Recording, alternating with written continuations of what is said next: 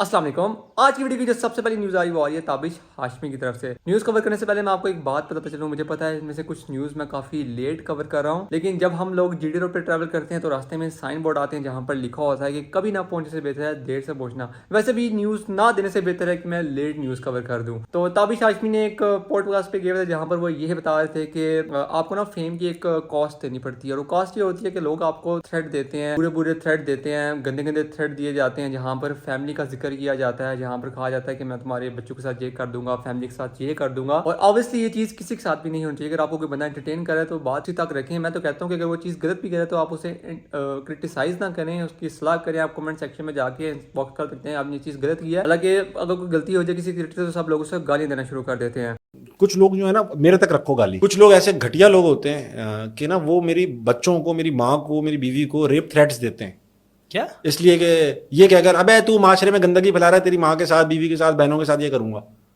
ये वो दिमाग में रह जाता, एक हिट होता है। उनका जवाब तो नहीं देता मैं, ना जवाब बनता है उनका, मगर एक दिमाग में क्या कैसे लोग बसते हैं इस दुनिया में जो मुझे तमीज़ और तमद्दुन सिखा रहे हैं। मेरी माँ बाप, मेरी बहनों को रेप थ्रेट दे। अरे पढ़े लिखे, ऐसा नहीं जाहिल कोई है वो, भाई यूनिवर्सिटी का बच्चा है, और मैं बड़ा तुम्हारा घर तक का पता जानता हूं, घर तक का।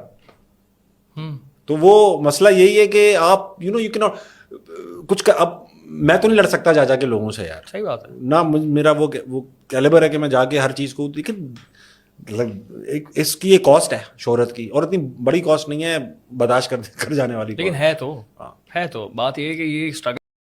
इसके बाद जो न्यूज़ आ रही है डक्की भाई की तरफ से, तो डक्की भाई ने कहा था कि जब मेरे 6 मिलियन सब्सक्राइबर हो जाएंगे तो अपनी शेव कर दूंगा और साथ अपना हेड की भी शेव कर दूंगा, यानी गंजपन कर दूंगा। तो फाइनली डक्की भाई ने शेव कर दी और क्लीन शेव भी कर दी और अपने हेड को भी, यानी अपने आप को गंजा भी कर दिया। और इस पे काफी लोग खुश भी थे और काफी लोग क्रिटिसाइज भी कर रहे थे और ये कह रहे थे कि डक्की भाई ने बहुत गलत काम किया और ये। और कुछ लोग तो ये भी कह रहे थे कि ये फेम के लिए कुछ भी कर सकता है डक्की भाई, और काफी बुरे बुरे कमेंट भी कर रहे थे।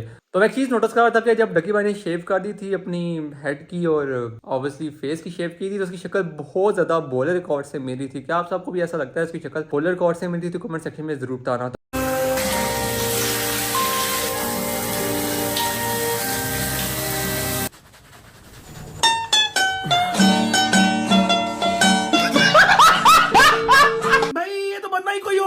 भाई ये मैंने क्या कर दिया भाई? चलो टेंट का जो समझ में आती है, ये क्लीन शेव का मैंने क्यों बोल दिया यार? क्लीन शेव नंगा करने के बराबर होता है यार। भाई अगर अभी तक तुम लोगों ने सब्सक्राइब ना किया, देखो डक्की भाई आपका कितना लॉयल यूट्यूबर है यार, जो वादा किया पूरा किया भाई। अच्छा भाई अभी जो है ना, मुझे कुछ एसेसरीज लेनी है अपनी टेंट के लिए और अपने मुंह के लिए कुछ छुपाने। और फिर वकास ने अपना रिएक्शन दिया था इस पर, कहा था कि इसमें सारी गलती लोगों की है, क्रिएटर्स जो भी काम करते हैं। अब डक्की ने जिस तरह ये काम किया था इस पे 2 मिलियन व्यूज आ गए थे, क्योंकि ऑब्वियसली जो चीज लोग देखना चाहते हैं क्रिएटर्स वही काम करेंगे। इस बंदे का कसूर नहीं है, मैं आपको बताऊं। आज अगर ये इतने व्यूज़ उसको मिल रहे हैं और इतने उसके चाहने वाले हैं, उससे इंटरटेनमेंट ले रहे हैं, ठीक है, तो ये चीज़ क्या दिखाती है कि कंटेंट क्रिएटर का कसूर नहीं है। हमारे मुल्क के अंदर क्या ट्रेंड कर रहा है, मतलब ये ट्रेंड करने वाली चीज़ है कि अगर उसने ट्रेंड करा ली है तो ये ट्रेंड है, ठीक है। इससे पता क्या हो रहा है, ये कंटेंट क्रिएटर्स का कसूर नहीं, ये आवाम का कसूर है। तुम्हें कचरा, गंदगी और देखने का शौक है और तुम्हें ही पसंद आएगा। तुम दुनिया में ढूंढ ढूंढ के देखोगे और ऐसा का टेस्ट है तुम्हारा कि तुम्हारी कोशिश पता क्या होगी, तुम कोशिश ये करोगे कि अगे भाई जो हमने कंटेंट देखा है ना, अब इसको गालियां भी दे रहे होगे, इसका मजाक भी उड़ाओगे, मीम्स भी बनाओगे।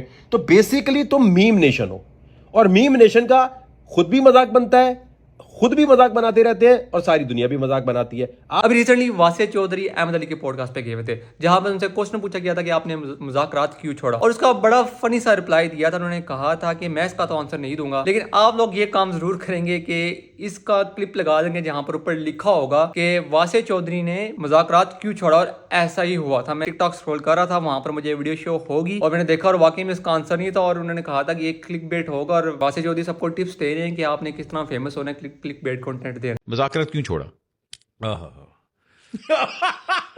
एक्चुअली सब लोग इतनी लंबी लंबी छोड़ रहे थे, मैंने कहा मैं भी कुछ छोड़ूं। हाय हाय हाय हाय। मगर 7 इयर्स के बाद वाकई मतलब दिल भर गया था कि मतलब था कि नहीं दूंगा इसका जवाब। क्यों नहीं दूंगा? क्यों?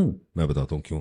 ये वाला जो अब आप पार्ट है ना, इसको काट के एक अलग लिंक निकालेंगे, उसके ऊपर लिखा होगा वासिया चौधरी ने मुज़ाकरात क्यों छोड़ा। हाँ, लोग खोलेंगे, उससे पहले एक बंदा बोलेगा। एक बहुत ज्यादा फोटो वायरल हो रही थी बाबर आजम की लैम्बोर्गिनी के साथ। तो ये जरूरी नहीं कि एक बंदे ने एक गाड़ी के साथ फोटो खिंचाई वो गाड़ी उसकी पर्सनल हो, और ये भी जरूरी नहीं कि एक बंदे ने अपनी स्पोर्ट्स में या क्रिकेट में परफॉर्मेंस अच्छी नहीं दी तो इसका हक नहीं बनता गाड़ी लेने का। अगर बाबर आजम की वो गाड़ी अपनी भी है तो लोगों का फर्ज नहीं बनता उसको क्रिटिसाइज करना, क्योंकि ऑब्वियसली अगर वो क्रिकेट खेल के आया तो उसने वहां से पैसे भी कमाए, और पैसे कमाया तो उसका शौक है गाड़ी लेना, तो वो शौक पूरा कर सकता है। और पाक व्हील्स ने इसके ऊपर थोड़ी रिसर्च की थी जहां पर सुनील मान ने ये बताया था कि जो गाड़ी है बाबर आजम की अपनी नहीं है और ये गाड़ी पाकिस्तान में एग्जिस्ट भी नहीं करती। मतलब अगेन इट्स नसीब की बात है ये। लेकिन खैर जब पाकिस्तानी टीम हारी थी तो बड़ी सोशल बैशिंग हो रही थी। वो कल परसों एक तस्वीर आई बाबर आजम साहब की एक लैम्बोर्गिनी के साथ, तो लोगों ने मैसेज कर करके कि जी ये देखो वर्ल्ड कप हार गए ने तो गड्डी ले ली है, खेलना नहीं आंदा फिर भी गड्डियां लेनी आंदी ने। तो पहली बात तो ये कि खेल का और गाड़ी का आपस में कोई ताल्लुक नहीं मुझे लगता है, और दूसरी बात ये कि जो भी इंसान किसी भी गाड़ी से तस्वीर खिंचाए ज़रूरी नहीं वो उसकी है। इस तरह मैं तो मेरा ख्याल है पाकिस्तान की हर गाड़ी का ओनर हूँगा, बिकॉज हर गाड़ी के ओनर रिव्यू के अंदर मेरी तस्वीर उस गाड़ी के साथ होती है, but that doesn't make me the owner of the car. तो हमने उस पर थोड़ी इन्फॉर्मेशन ली और हमने व्लॉग भी लिखा है। तो वो बाबर आजम साहब ने ना वो गाड़ी ली है ना वो गाड़ी पाकिस्तान में एग्जिस्ट करती है, वो बाहर की कहीं की। तो आज के लिए मेरे पास बस ये न्यूज़ थी। अगर आपको वीडियो पसंद आई तो इस वीडियो को लाइक करना, इस चैनल को सब्सक्राइब करना। मिलेंगे आपसे तक नई वीडियो में, अपना ख्याल रखना, अल्लाह हाफिज।